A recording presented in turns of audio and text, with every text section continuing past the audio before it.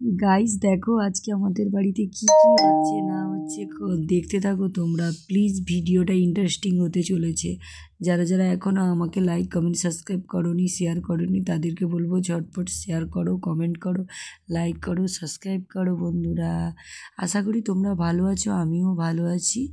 Guys আজকে হলো শুক্রবার, আর আজকে আমার বাড়িতে আজকে চিকেন হচ্ছে।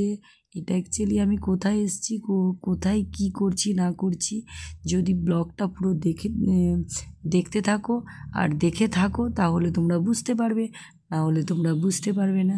দেখো তেল গরম হয়ে গেছে গাইস, আলুটা ভেজে তুলে নেওয়া হয়েছে। এবার তেল গরম হয়ে গেছে, দেখো আলুটা ভেজে তুলে নিয়েছি বলে তোমাদেরকে দেখাচ্ছি। আর ওইদিকে মাসি করেছে পটল ভাজা, ভেন্ডি ভাজা, আর পটল ভাজা, ভেন্ডি ভাজা আর বেগুন ভাজা। আর তোমরা কারা কারা খাবে চলে এসো আমার বাড়িতে। আর এই যে দেখো আমাদের বাড়িতে এবার চিকেন রান্নার প্রস্তুতি চলছে।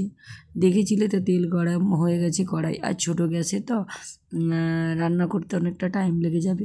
তার জন্যই বড় গ্যাসটা নিয়ে চলে এসেছি, বড় গ্যাসে রান্না বান্না হবে। তার জন্য দেখো এইখানে চিকেনের মশলাপাতি কষানো হচ্ছে।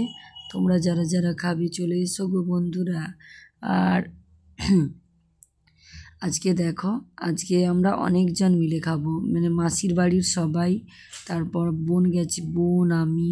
যারা যারা এখনও আমার ব্লগটা দেখোনি তাদেরকে বলবো ঝটপট ব্লগটা দেখে নিও, খুব সুন্দর একটা ব্লগ। গ্রাম্য পরিবেশের মানুষ আমি, সবটুকু তোমাদের সঙ্গে শেয়ার করার চেষ্টা করি গাইস। তাই যদি আমার ব্লগটা ভালো লেগে থাকে প্লিজ আমার ব্লগটা দেখো।